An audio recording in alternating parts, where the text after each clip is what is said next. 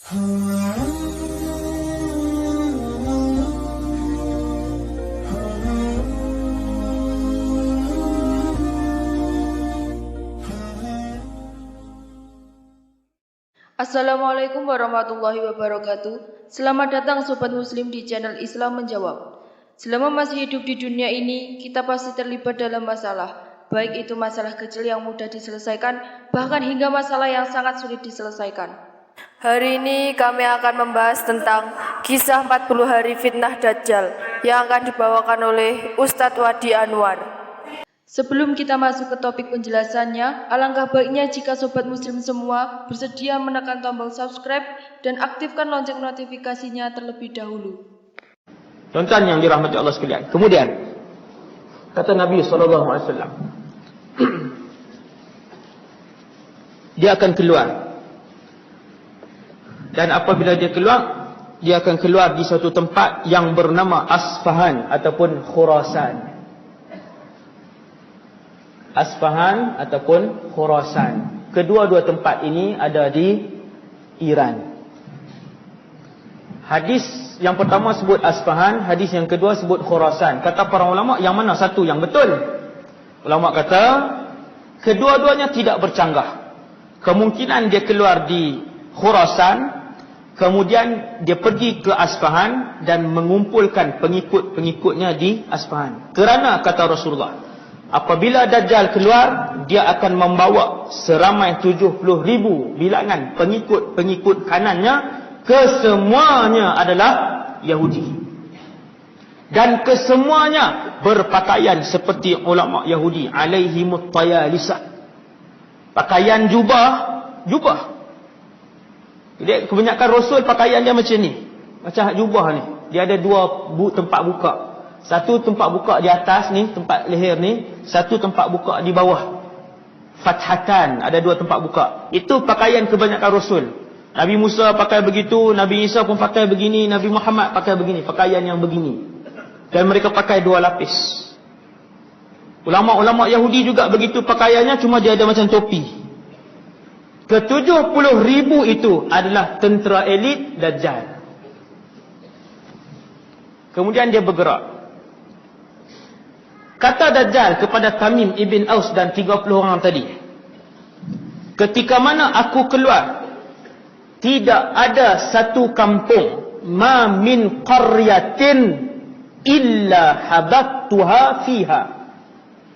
Tidak ada suatu kampung pun di atas muka bumi kecuali aku akan sampai. Dia bagi tahu siap. Dajjal bagi tahu ketika aku keluar. Maksudnya ikatan itu akan dibuka. Yang mengizinkan ikatan itu dibuka bukannya Dajjal, tetapi Allah Subhanahu Wa Taala. Allah izin baru buka. Ketika mana aku keluar, tidak ada kampung kecuali aku akan sampai. Kata Rasulullah, dia akan beredar ke seluruh muka bumi ini. Tuan-tuan jangan risaulah, di mana pun dia akan sampai. Dia akan beredar di seluruh muka bumi ini dalam masa 40 hari, kata Rasulullah. 40 hari je. Kita pun lega, alhamdulillah 40 hari. Tak habis lagi. Nabi kata hari pertama Dajjal keluar, panjang hari itu adalah seperti setahun. Hari kedua Dajjal keluar, panjang hari kedua itu adalah seperti sebulan. Hari ketiga Dajjal keluar, panjang hari ketiga itu adalah seperti seminggu. Hari keempat kata Rasulullah, barulah putaran hari kehidupan akan kembali seperti hari-hari biasa kalian. Tuan-tuan kira berapa hari semua? Panjang berapa hari semua? Hari pertama seperti setahun. Maksudnya kalau hari ni kita ada jam, sehari 24 jam sehari. Terbit matahari pagi ni sampai esok pagi 24 jam. Hari ketika Dajjal keluar, hari pertama itu akan menjadi 365 hari. Hari pertama 24 jam, nak faham bahasa mudah kita, 24 jam darab dengan 365 hari. Lebih kurang hari pertama Dajjal muncul, lebih kurang 7,800 jam panjangnya. Hari pertama Dajjal muncul, panjang hari itu daripada terbit fajar untuk bertemu fajar esok, panjangnya lebih kurang 7,800 jam. Ulama kata, yang Nabi sebut hari pertama macam setahun itu Nabi sebut simbolik ataupun hakikat.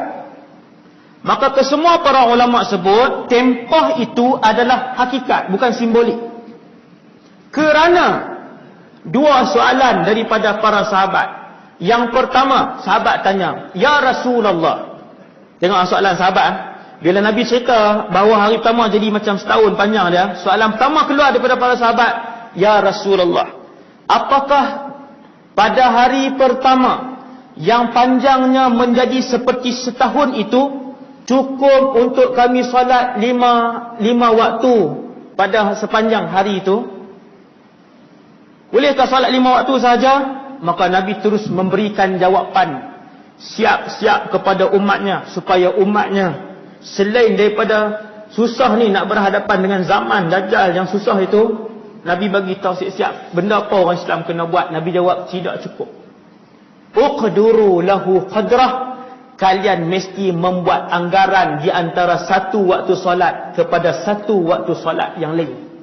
Maksudnya hari pertama yang panjang dia 8,000 jam tu, mesti solat dengan bilangan solat sehari 5 waktu, darab dengan 365 hari. 365 darab dengan 5. Nak tahu setiap waktu solat, Nabi sebut siap-siap. Nabi kata, uqduru lahu qadrah, kalian kena buat anggaran. Contoh, di antara zuhur nak ke asar berapa jam? 3 jam. Maka setelah kalian melakukan solat zuhur, kemudian berlalu 3 jam, kalian mesti solat asar. Daripada asar nak ke maghrib berapa jam? 3 jam juga. Maka selepas menunaikan solat maghrib, berlalu 3 jam. Selepas menunaikan solat asar, berlalu 3 jam, kalian mesti solat maghrib. Ni bagi tahu siap-siap. Ini dia panggil fiqh zaman Dajjal. Ini dia panggil fiqh zaman Nabi dah jawab. Kemudian, kenapa tempoh ini disebut oleh para ulama? Dia bukan simbolik, dia adalah hakikat. Jawab para ulama ialah kerana para sahabat bertanya kepada Rasulullah. Apabila Nabi kata pada zaman Dajjal nak keluar, dekat-dekat dengan hari dia nak keluar, dia nak isytihar menjadi Tuhan, maka ketika itu kalian akan melihat kemarau yang panjang. Kemarau panjang, kemarau. Tuan-tuan, kita ni, Malaysia ni, walaupun banyak air sungai, air terjun, mata air banyak air. Tapi kalau Allah uji tak hujan selama 3 bulan, tuan-tuan sekalian, seluruh semenanjung termasuk Sabah, Sarawak ke Indonesia, kalau tak hujan 3 bulan, kesemua empangan di dalam Malaysia akan susut, bahkan ada beberapa negeri akan mula mencatu air. Ada satu tahun, saya tak ingat, 2-3 tahun yang lalu, jadi kemarau. Kemarau panjang. Yang saya ingat ketika tu, 2 tahun yang lepas ke 3 tahun yang lepas, ketika tu saya tengok kemarau tu, beberapa negeri sudah mula mencatu air. Subhanallah. Kemudian saya tengok satu ceramah, seorang ustaz ni, dia ceramah-ceramah pasal akhir zaman, dia kata, mungkin inilah tanda Dajjal akan muncul. Pula dah. Saya kata, Jim, dia pergi sebut hak tu tanda dia, sat lagi kalau lepas ni hujan balik, jangan spesifikkan. Jangan kata inilah tanda dia yang disebutkan oleh Rasulullah bahawa Dajjal akan muncul selepas kemarau. Sekali dia hujan, macam tahun ni tuan-tuan, kemarau dah lagi, tahun ni belum lagi ni, hujan masih turun. Kami di utara, di belah Kedah, Pulau Pinang, hampir setiap hari hujan lebat. Ni sampai dah masuk bulan 5 dah. Subhanallah. Tuan-tuan, cumanya yang Nabi sebut, wallahu a'lam bila masanya, ketika mana sebelum Dajjal keluar, bumi akan kemarau. Tuan-tuan, kalau tak ada air, boleh perang tak? Boleh bergaduh tak? Boleh bergaduh. Seorang sultan di dalam Malaysia ni, dia sebut 2 bulan yang lalu, dia kata kalau air kurang boleh mencetuskan peperangan dan pergaduhan. Saya kata betul. Betul. Air kalau tak ada, tuan-tuan, air minum. Tuan-tuan bayang tengok, air minum. Okey, hari pertama kita bertahan dengan bekalan apa semua, kemudian kesemua empangan susut. Empangan susut, hujan tak turun, sungai mula susut. Kemudian makin lama sungai pun kering. Bekalan air selepas minggu habis digunakan oleh seluruh orang Malaysia dan seluruh muka bumi Allah. Mudah tak? Suasana gambaran bahawasanya pada zaman Dajjal keluar, setitis air pun tak ada di atas muka bumi Allah, yang Nabi sebut, benda tu sangat dekat dengan akal kita. Benda tu boleh dibayangkan. Tuan-tuan, Nabi sebut apabila Dajjal isytiharkan dirinya Tuhan, hari pertama itu kalian tidak akan mendapati setitis air pun. Kita duk bayang macam ni. Takkan dia keluar di Iran, di isytihar tu, terus hari tu semua ayat ni kosong, turun macam tu. Tidak. Sebelum dia isytihar itu, Allah kemaraukan muka bumi ini. Bukan Malaysia sahaja, seluruh bumi. Mustahil ke tidak, tuan-tuan? Benda tu biasa. Allah boleh buat. Kita fikir dengan akal yang waras, kita fikir sekejap je. Boleh. Allah boleh buat dengan sangat mudah. Dikemaraukan sebulan, 2 bulan, 3 bulan, 4 bulan, 5 bulan, 6 bulan. Maka keringlah muka bumi Allah. Air yang bertakung dalam tanah, dalam bukit, dalam gunung, apa di sungai, semua tu tuan-tuan daripada langit. Tuhan tahan langit, selesai. Rupanya di situlah yang disebutkan oleh Rasulullah, apabila dia mengisytiharkan dirinya Tuhan pada hari pertama yang panjang itu, hari itulah kalian tidak akan mendapati setitis pun air ini. Dan pada hari itu jugalah kalian tidak akan mendapati walaupun sekeping roti. Kalau bahasa kita, sebiji nasi. Tak ada. Tuan-tuan, roti gandum dengan padi datang daripada mana? Pada tanah.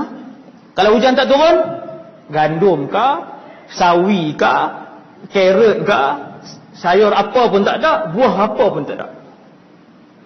Nasi pun tak ada, roti pun tak ada. 2 aja makanan dalam dunia ni. Makanan asasi dalam dunia ni 2. Saya pernah duduk di asrama yang menghimpunkan pelajar seluruh dunia. Pelajar seluruh dunia. Jepun, China, Australia, Perancis, Jerman, kawan-kawan saya. Afrika, berpuluh-puluh negara tu duduk dalam satu bila mai waktu masak yang paling saya seronok sekali, saya akan pergi ke dapur panjang ni kan, panjang dapur ni, semua akan masak makanan negara masing-masing. Dan apabila orang Malaysia ataupun orang Patani masak, maka dapur akan kosong, orang lain semua lari sebab goreng ikan kering kan, dan goreng pekasam orang Kedah Kasar hak busuk tu. Ya Allah Akbar. Memang lepas lari lah. Tuan-tuan sekalian, saya tengok makanan daripada hujung sana, kawan-kawan duk masak ni, daripada hujung dapur sana sampai hujung dapur sana, 2 saja makanan. Gandum, nasi. 2. Nabi kata kalian tidak akan mendapati sekeping pun roti pada zaman itu. Tak lama tempoh dia, tuan-tuan, lebih kurang 400 hari saja panjang dia. Apabila tempoh dia lebih kurang 400 hari panjangnya, maka sahabat bertanya, "Ya Rasulullah, siapa yang akan mendapat makanan?" Kata Nabi, ketika mana dia keluar, tidak ada setitis air dan sekeping roti, maka ketika itu di antara sihir yang diizinkan oleh Allah kepada Dajjal ialah dia mampu untuk menumbuhkan tumbuh-tumbuhan dan dia mampu untuk menurunkan hujan. Sihir dia. Tu baru dua tu saya sebut, tu baru dua. Di mana sahaja bahagian langit yang dia tunjuk, maka akan turun hujan mencurah-curah. Bukan hujan palsu, tuan, hujan yang hujan. Kata Rasulullah, dengan syarat penduduk di kawasan itu mestilah beriman dengan ketuhanannya. Wal'iyadzubillah. Habis iman tu, habis. Gadai iman ketika tu. Maka sahabat bertanya kepada Nabi soalan yang kedua. Tuan-tuan dengar. Lalu sahabat bertanya kepada Rasulullah soalan yang kedua. Ya Rasulullah, sudah tentu orang beriman tidak akan tunduk kepada Dajjal. Nabi kata ya. Orang beriman tidak akan tunduk dengan Dajjal. Mereka mempunyai benteng yang kuat. Lalu sahabat tanya, ya Rasulullah, dalam tempoh yang begitu panjang, kalau tak makan dan minum, tentu orang beriman mati begitu sahaja. Mesti mati. Manusia tak makan, tuan, seminggu mati lah. Takkan pada zaman Dajjal keluar, yang kafir, munafik, yang syirik, yang murtad, kesemuanya akan mendapat makanan dan minuman. Yang Islam tak akan mati keseluruhannya. Maka Nabi pun jawab tidak. Orang Islam dan orang beriman akan terus hidup. Dan makanan mereka ketika itu ialah Subhanallah walhamdulillah wala ilaha illallah wallahu akbar. Setiap kali mereka menyebutkan zikir itu, perut mereka akan kekenyangan. Tuan-tuan, orang biasa ke wali-wali je tu? Kita lagi zikir, lagi banyak baca Quran, lagi lapar. Loh, lagi rasa kuliah lagi lama, lagi banyak pinggan tambah. Ceramah lagi panjang.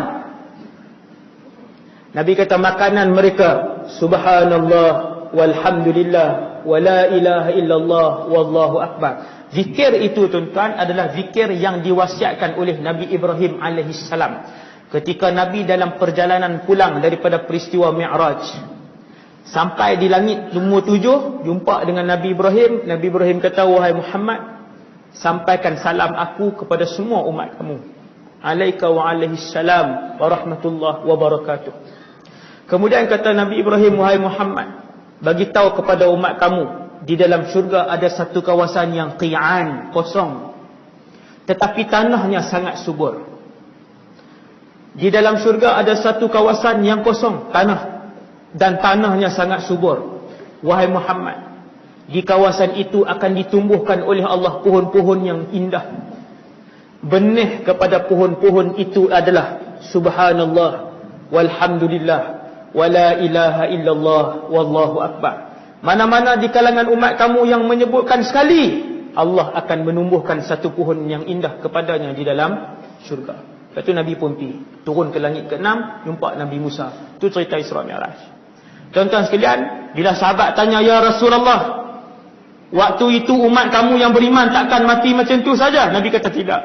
Sebut zikir kenyang, sebut zikir kenyang, sebut zikir kenyang. Pagi berzikir kenyang, sampai tengah hari berzikir kenyang. Waktu tu Dajjal dah mula keluar, satu tempat ke satu tempat ke satu tempat. Seandainya handphone ni masih berfungsi, radio masih berfungsi, TV masih berfungsi, wallahu a'lam. Ada pendapat ulama kata tak berfungsi dah benda tu. Ada pendapat ulama kata tak berfungsi seperti biasa, sebab tidak ada nas. Tak tahu. Ulama yang kata benda-benda ni semua takkan berfungsi pun mereka ada dalilnya. Apa dia? Iaitulah satu hadis sahih yang Nabi ceritakan pada zaman Imam Al-Mahdi berlaku peperangan terbesar alam. Tajuk Imam Mahdi dah kan? Sini. Imam Mahdi dah, tajuk Imam Mahdi. Belum lagi, 2 jam. Ketika zaman Imam Mahdi berlaku peperangan terbesar alam. Nabi kata pada peperangan itu umat Islam akan menunggang kuda. Sehingga Nabi sebut ada 10 orang penunggang kuda terbaik di kalangan pasukan tentera Imam Mahdi itu. Ada 10 orang penunggang kuda terhandal di dalam pasukan Imam Mahdi itu, aku kenal muka mereka, aku tahu nama mereka, dan aku tahu warna kuda tunggangan mereka. Allah tunjuk ke Nabi. Allah buka, Nabi tengok, Nabi nampak seorang-seorang, Nabi tahu nama dan Nabi tahu warna kuda tu. Hadis sahih. Maksudnya guna peralatan dulu kan, guna peralatan moden. Itu panjanglah cerita dia kan, macam-macam. Kemudian Dajjal tadi di mana tadi cerita dia? Bukan perang tadi. Kemudian hak Dajjal tadi ni.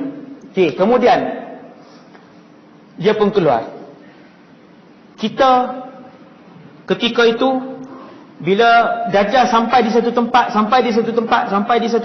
sahabat tanya, "Ya Rasulullah, sempatkah Dajjal mengelilingi bumi seperti yang dia sebut?" Nabi kata, "Ya." Dan kelajuannya seperti awan yang ditiup oleh angin yang kencang. Nabi nak hurai kat sahabat, zaman kita hari ni, kita boleh bayang, kita boleh bayang kelajuan seperti awan yang ditiup oleh angin yang kencang. Zaman hari ni banyak yang boleh bawa satu orang daripada satu tempat ke satu tempat. Kapal terbang Malaysia ke Australia, Malaysia ke UK, Malaysia ke Jepun. Jadi berapa jam je ke Jepun? Berapa jam?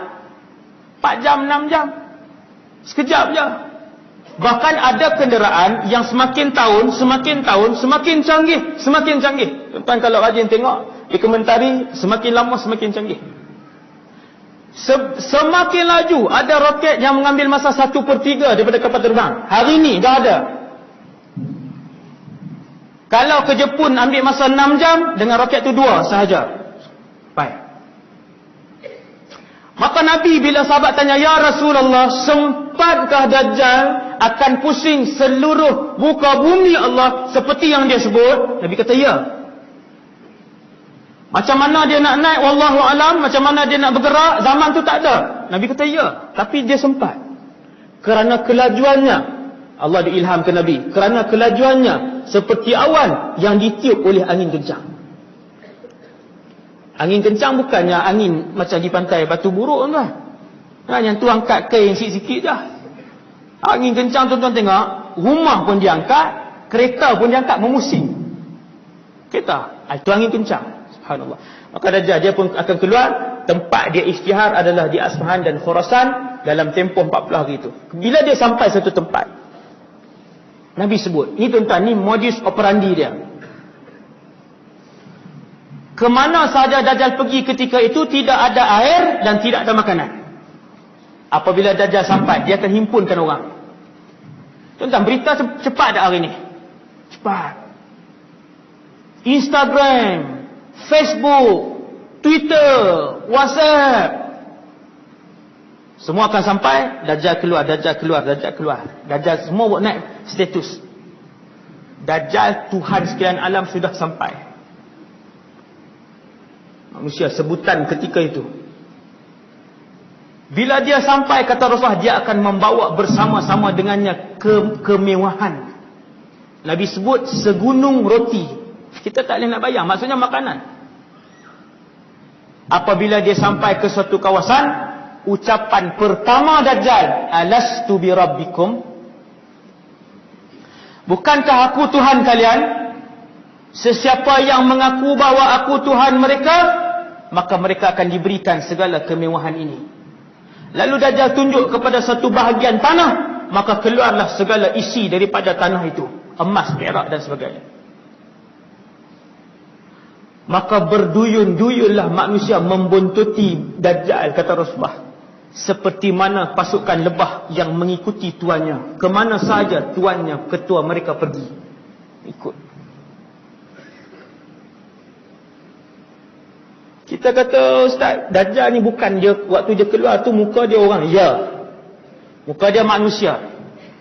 Rambutnya panjang dan kerinting sampai bau, kerinting. Tubuhnya besar. Dan ketika mana dia keluar, mata kanannya buta dan jatuh sehingga ke sini. Dia jatuh. Mata kanan ni buta dan terkeluar sikit. Tapi janganlah sampai sini. Itu zombie pula. Dia sini, bohong sangat kalau sampai sini, goyang pula. Nabi tak sebut. Nabi kata mata kanannya tersembul keluar sini. Sikit tapi wuduh lah, bukan manusia yang kacak. Seorang manusia yang wuduh, dan beliau hanya melihat dengan mata kirinya sahaja. Bercakap dan berjalan seperti manusia biasa, macam manusia biasa.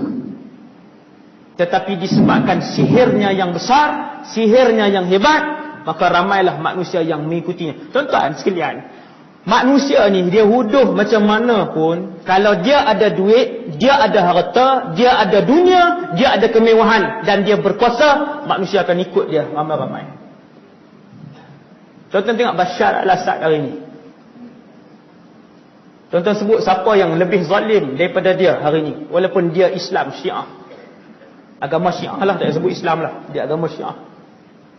Siapa pemimpin kafir yang lebih jahat daripada dia, yang bunuh rakyat sendiri, yang nak mencecah sejuta dah. Pelarian berjuta-juta, beratus ribu tentera dia yang masih sujud kepada dia walaupun dalam keadaan jahat macam tu. Tuan-tuan tengok artis antarabangsa yang tak ada akhlak, yang memang skandal berzina dan sebagainya, tak tutup aurat, pakai ketat. Berapa juta pengikut dia. Tengok Lady Gaga, wal'iyadzubillah, dia boleh menari, buat ritual sembah syaitan apa semua. Tengok berapa juta pengikut dia seluruh dunia. Dalam Malaysia, artis yang terang-terang tak semayang, artis yang terang-terang buat sekian. Cuba tengok dia punya pengikut dia. Satu gambar je, satu gambar je 200,000 yang like satu malam. Bukan dapat gaji 10 sen pun. Saya tengok dengan mata saya sendiri. Bila ada anak remaja yang duk tengok, duk follow Instagram, saya tengok ni, siapa dia ni? Memang kita tak kenal lah. Dia tak artis. Pengikut dia berapa ratus ribu. Ramai. Ni apa dia? Oh, dia upload gambar. Berapa yang ni like? Ratus ribu like satu malam. Kalau artis yang tak pernah bagi 10 sen pun, sekali gambar dia buat naik ratus ribu yang ikut. Kalau Dajjal datang dengan kekayaan yang dia bawa, Nabi kata berbondong-bondong akan membuntuti Dajjal ketika itu, seperti mana kumpulan lebah yang mengikuti ketuanya. Nak emas, dia bagi emas. Dia bukan bagi RM50, tuan. Dia bukan bagi 350. Dia bukan bagi pinjaman 15,000. Dajjal ketulan emas. Nabi kata, di mana dia tunjuk, keluarlah ketulan-ketulan emas dan perak, lalu dibahagikan kepada mereka yang menyebutkan Tuhan kami Dajjal, wal'iyadzubillah. Dia bagi. Aku Tuhan. Tuan-tuan bayang, suasana waktu tu, ketua-ketua keluarga ni datang, ramai-ramai, semua dah nak makanan, nak minuman, apa semua ni. Tiba-tiba dia bagi emas pula, tapi dengan syarat, sebut, aku Tuhan je. Boleh? Kau bagi. Kalaulah nak tengok bola di malam akhir, di perlawanan final pun berpuluh-puluh ribu orang sanggup pergi, tuan. Final ni Kedah. Bukan nak kata kat ni sendiri, tapi saya pernah balik daripada KL, malam tu final. Sepanjang jalan penuh hijab kuning. Kata kat negeri sendiri. Bukan ni. Saya berfikir tentang hadis ni. Akhirnya dapat tahu bahawa malam itu lebih 25,000 orang yang pergi. Perbelanjaan seorang paling sikit adalah RM100 untuk makan, tiket dan juga tambang pergi balik. Tuan-tuan, darat 25,000, darat dengan RM100.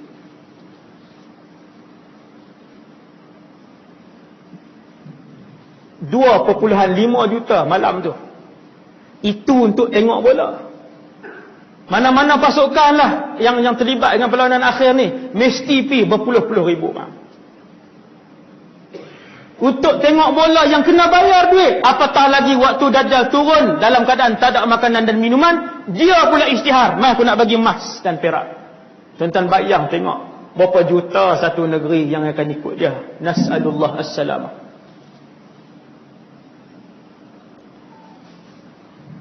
Dia sampai satu tempat, ucapan pertamanya, "Alastu bi rabbikum."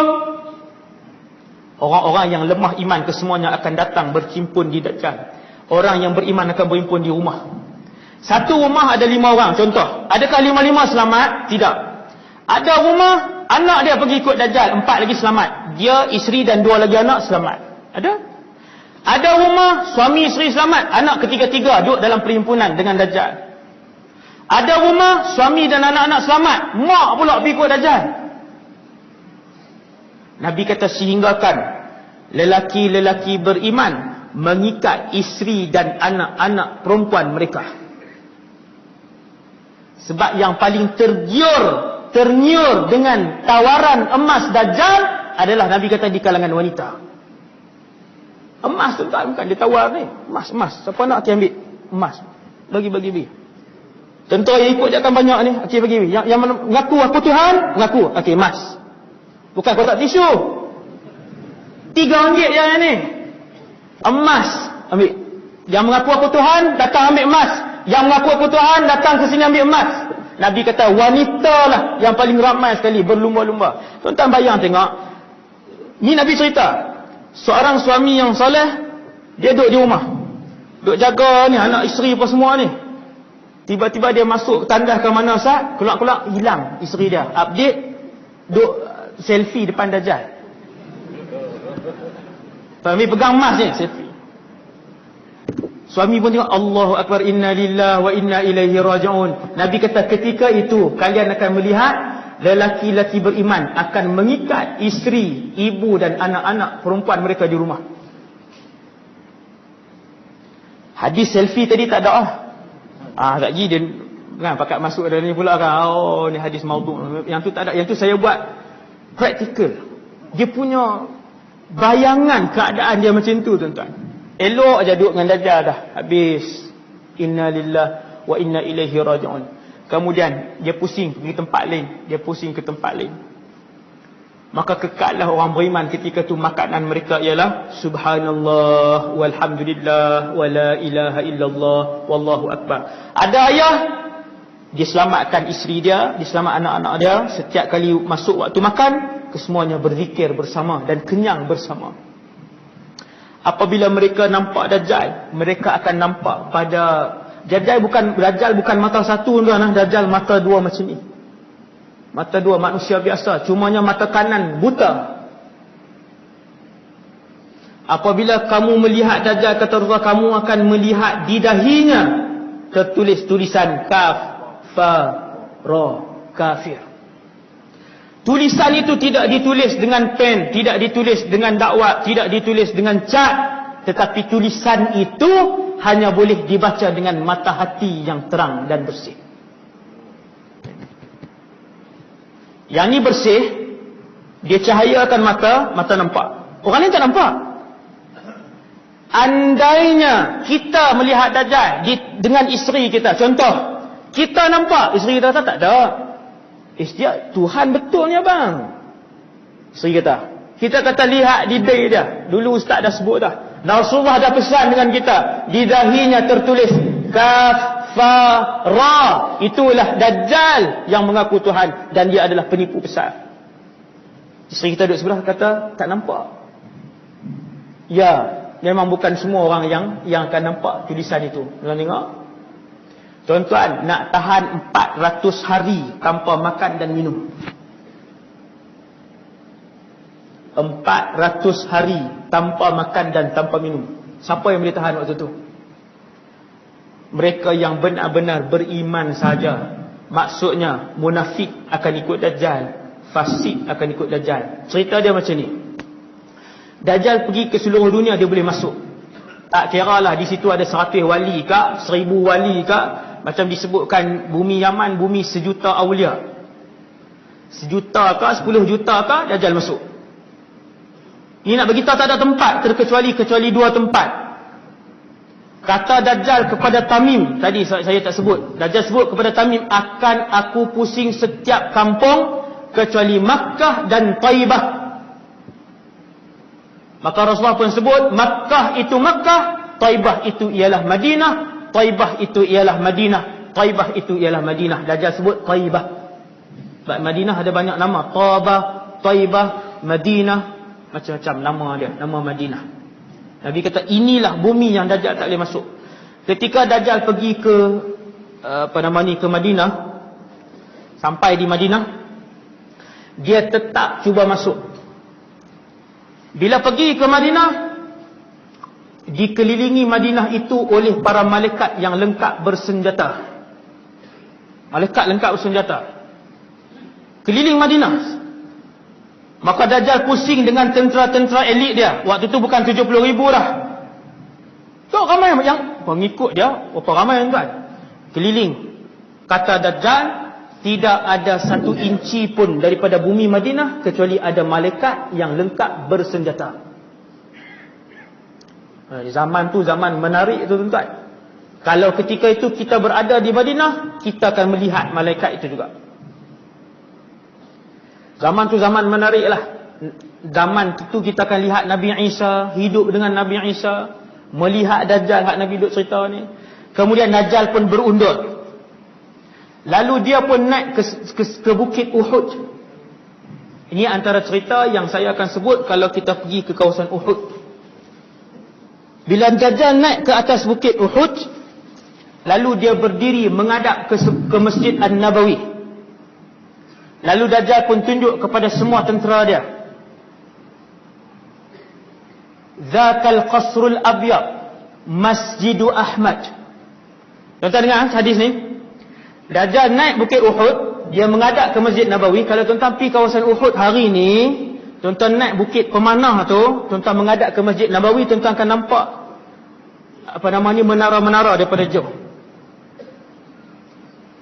Satu hari nanti Dajjal akan naik bukit Uhud, dia akan tunjuk kepada pengikut-pengikutnya, kata Dajjal, itulah istana putih Masjid Ahmad. Tuan-tuan, Masjid Nabawi hari ni warna apa? Kalau tuan-tuan tengok daripada jauh, warna putih.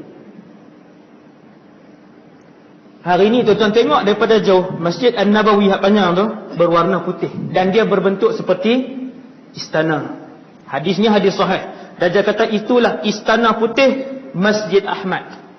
Nabi nama yang masyhur ada dua, Muhammad dan Ahmad. Dua nama ni yang paling masyhur. Selepas Dajjal tunjuk kepada pengikut dia, Dajjal pun pergi ke satu tempat, Az-Zuraibul Ahmar, Inda Sabikhah. Tempat tu ada, tuan-tuan boleh tengok daripada bukit Uhud. Iaitulah sebuah bukit. Hari ni ada bukit tu. Dekat dengan bukit Uhud, boleh nampak bukit tu dekat bukit Uhud. Kita berdiri di sini, kita berdiri atas bukit pemanah, boleh nampak bukit ni, hak Nabi sebut ni.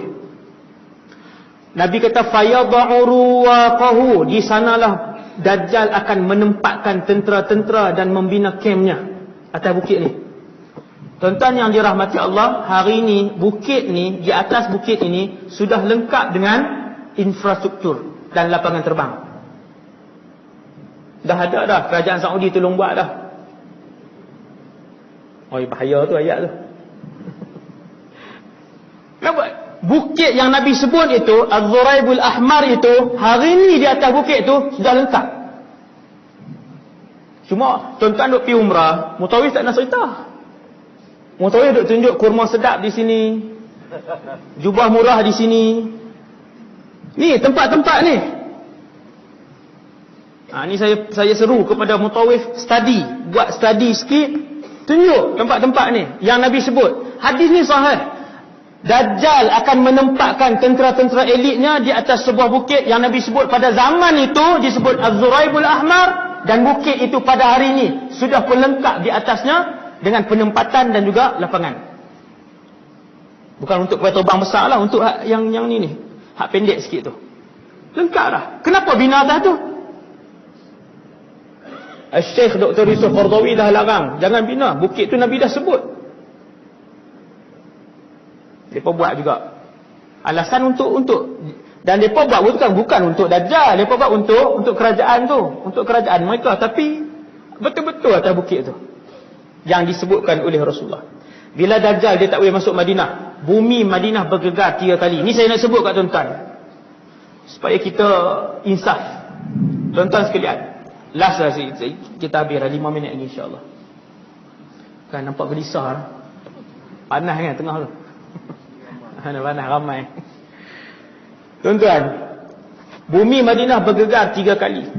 Apabila dia bergegar kali pertama, kesemua munafik dan kesemua fasik keluar daripada bumi Madinah.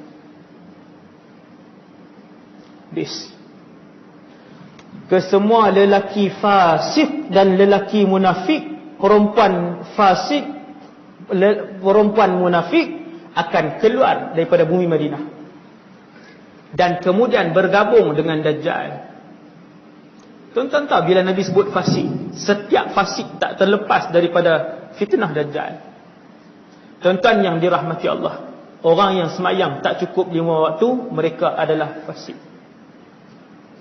Ramai ke tak ramai di Malaysia ni? Ramai. 70%, 80% meninggalkan solat di Malaysia ni. Nabi kata setiap fasik lelaki dan perempuan akan ikut Dajjal. Setiap munafik lelaki dan perempuan akan mengosongkan Madinah dan ikut Dajjal. Bumi Madinah bergegar kali kedua, keluar lagi, bumi Madinah bergegar kali ketiga. Fasik dan munafik tak boleh duduk dalam bumi Madinah. Akhirnya mereka pun keluar bersama dengan Dajjal. Maka yang tinggal dalam bumi Mekah dan Madinah hanya orang-orang mukmin sahaja. Lalu keluar seorang pemuda. Ini hadis sahih. Pemuda ni kata, aku akan keluar kepada Dajjal untuk menyelamatkan umat Rasulullah. Orang larang dia. Pemuda ni tetap keluar. Daripada Madinah, dia tetap keluar. Dia pun pergi ke penempatan Dajjal. Sebab Dajjal buat camp dia di Zuraib Ahmar, Sabikhah. Tadi ni, nama tempat. Nabi sebut nama tu jelas. Lalu datanglah pemuda ni seorang diri ke kamp terbesar Dajjal. Sebelum sampai kepada Dajjal, dia ditahan oleh para tentera. Lalu tentera bertanya, ke mana? Dia jawab, aku nak bunuh Dajjal, penipu besar yang telah menyesatkan umat Muhammad sallallahu alaihi wasallam. Ini cerita, Nabi sebut cerita ni. Cerita ni akan berlaku nanti. Lalu mereka mengeluarkan senjata untuk membunuh pemuda beriman tadi. Lalu berkata tentera-tentera yang lain, jangan bunuh lelaki itu. Bukankah Tuhan kita berpesan? Bukankah Tuhan kita telah berpesan bahawa dia sahaja yang boleh membunuh? Tuan-tuan tahu apa panggilan orang kepada Dajjal? Tuhan. Wahai Tuhan. Ada orang datang nak jumpa. Kira kalau SU Dajjal apa semua, hello Tuhan, hari ini ada 6 orang nak jumpa. Panggilan. Betul. Bukankah Tuhan sudah berpesan kepada kita jangan bunuh kecuali dia? Oh, tentera lain yang marah tadi sebab Tuhan mereka dihina, marah nak bunuh ada. Betul. Kami terlupa. Kita bawa kepada Tuhan kita. Dajjal. Akhirnya bawa budak ni. Wahai Tuhan, dia telah menghina kamu. Soalan, tuan-tuan sekalian, apa soalan pertama Dajjal? Bila jumpa budak tadi, soalan pertama dia, di mana saja dia pergi? Alastu bi rabbika? Kenapa kamu tak mau mengaku aku Tuhan kamu? Budak tu kata, bahkan kamu adalah al-kadzdzab, penipu besar yang disebutkan oleh Rasulullah sallallahu alaihi wasallam. Dia nak main selamat umat Nabi ni, yang duduk di belakang Dajjal, tak tahu berapa ratus ribu waktu tu, tak tahu berapa juta ketika tu yang ikut di belakang dia. Lalu Dajjal pun bunuh budak tadi. Dia belah badan budak tadi, kata Nabi, sebelah kanan terpelanting sejauh balingan tombak, dan sebelah kiri badannya terpelanting sejauh balingan tombak. Berapa meter? Dia belah. Dengan apa? Wallahu alam. Dengan alat ke, dengan sihir dia kan, dia belah pelantingnya tu. Lalu Dajjal pun berjalan di tengah-tengahnya, kata Rasulullah, dengan bongkak. dan dia berpaling kepada pengikutnya, bukankah aku Tuhan kamu? Kesemua bertambah iman dengan ketuhanan Dajjal. Ya, kamulah Tuhan kami. Kemudian dihidupkan kembali pemuda ni. Tidakkah aku bagi tahu kepada kamu, kata Dajjal, aku adalah Tuhan kamu? Pemuda tu kata, aku bertambah yakin bahawa kamu adalah Dajjal, penipu besar yang disebut oleh Rasulullah sallallahu alaihi wasallam. Dan kamu bermula saat ini, kata pemuda tadi, tidak akan dapat membunuh sesiapa pun selepas aku. Habis dia jadi lumpuh tu, Dajjal jadi lumpuh peristiwa tu. Dia pun ambil budak tadi, dia baringkan budak tadi. Tinggi mana Dajjal ni tuan-tuan? Yang tu tak ada, Nabi tak sebut tinggi mana. Kalau orang mimpi, orang soleh mimpi, ada. Orang soleh mimpi ada. Dan setiap kali saya berceramah ke seluruh Malaysia, ada orang akan mai jumpa saya bila bagi tahu tentang Dajjal ni yang Allah tunjuk dalam mimpi. Allah boleh tunjuk. Seperti mana Allah juga boleh tunjuk kita dengan Rasulullah, Allah juga boleh tunjuk kita dengan Dajjal. Tuan-tuan sekalian, tiap-tiap kali orang cerita kat saya, ketinggian dia sama. Ni yang paling suspense sekali. Ketinggian dia sama. Saya dengar daripada orang pertama, kedua, ketiga, keempat. Bila mereka main cerita apa yang mereka mimpi, saya akan tanya sifat dia, 1, 2, 3, 4. Kesemua akan menyebutkan sifat yang sama. Wallahu a'lam, yang ni bukan dalil. Setiap kali saya tanya, mereka akan sebut tinggi apa nama ni, Dajjal ni setinggi tu. Apa? Tu yang ada ni tiang ni yang ada putih tu. Yang apa dia tu? Speaker. Tu yang bawah pada speaker tu. Setiap kali saya tanya, yang ni bukan hadis. Ini bukan hadis, tak boleh dijadikan hujah. Lil istiqnas sahaja, untuk sebagai panduan sampingan, dan dia bukan hadis. Tapi setiap kali saya tanya, bila saya kata tinggi mana? Saya kata tinggi tiang elektrik. Tak, tu tinggi sangat Ustaz. Setiap orang yang cerita kat saya, akhirnya saya tunjuk, saya tunjuk ceiling rumah saya. Rumah setingkat, ceiling tu rendah, dia rendah je. Saya kata tinggi ni, saya kata ya, lebih kurang tinggi tu. Tinggi ya. No, wallahu alam, itu bukan hadis. Saya ulang sekali lagi. Jangan update pula. Ketinggian Dajjal diketahui pada malam ini. Jeng. Ceramah Ustaz Wadi. Itu yang penting. Lepas tu kena. Sebab tu saya ulang banyak kali. Kemudian apa tadi? Serta tahun mana tadi?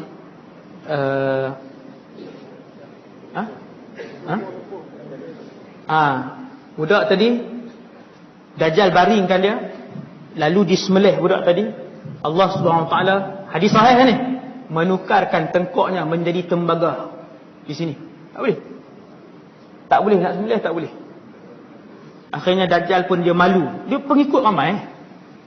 Dia malu, dia tak boleh bunuh budak ni, lalu dicampakkan ke dalam api. Kata Rasulullah, di mana sahaja Dajjal pergi, dia akan bawa dua. Api yang menyala-nyala dan sungai yang sejuk. Apabila kalian melihat api dan sungai, terjunlah, Nabi sebut terjunlah ke dalam api yang menyala-nyala itu, kerana di dalamnya adalah sungai yang sejuk. Nabi sebut falyaqam, terjunlah di dalam api yang menyala itu, kerana itu sebenarnya adalah sungai yang sejuk. Dia balik. Zaman fitnah. Zaman Dajjal ni zaman fitnah. Manusia dah tak boleh tahu yang mana yang hak, yang mana yang batil, yang mana yang palsu, yang mana yang benar, kecuali mereka yang diberikan mata hati. Antara mata hati yang paling tajam ialah dengan mengamalkan surah Al-Kahfi, insya-Allah. Akhirnya Dajjal pun dia dikejar oleh Nabi Isa alaihissalam dan dibunuh di habis tu. Ini saya ambil hak penutup tu. Lewat dah benda. Akhirnya Nabi Isa pun turun daripada langit yang kedua, solat di Damsyik, Syria, bersama dengan pasukan mujahidin. Habis sembahyang subuh, ataupun dua riwayat, kedua-duanya sahih. Habis sembahyang subuh, keluar, buka pintu masjid, depan sekali ada Dajjal. Bila Dajjal tengok Nabi Isa, dia pun berlari sekuat-kuatnya. Antara mukjizat ialah sesiapa sahaja yang menghidu wangi-wangian tubuh badan Isa, maka orang kafir itu akan mati serta-merta. Mukjizat dia. Akhir zaman nanti mukjizat Nabi Isa. Siapa bau wangi-wangian Nabi Isa di kalangan orang kafir, mati. Bila Dajjal nampak, dia terus lari, dia laju. Dia pergi ke Palestin. Syria tepi Palestin. Kesemua pengikut dia, tentera-tentera elit dia lari ke Palestin. Dajjal dikepung di Babul Lut dan dibunuh oleh Nabi Isa. Kemudian pengikut-pengikut dia dibunuh oleh tentera-tentera mujahidin yang berbaki, termasuklah ketika tu Imam Mahdi. Waktu itulah tentera-tentera Yahudi dan tentera bukan Islam berselindung di sebalik batu dan pokok. Kesemua batu dan pokok bercakap ketika itu, wahai tentera Islam, datanglah, di belakang aku ada Yahudi, mai bunuh dia. Sampai jumpa di video kami berikutnya dan terima kasih. Wassalamualaikum warahmatullahi wabarakatuh.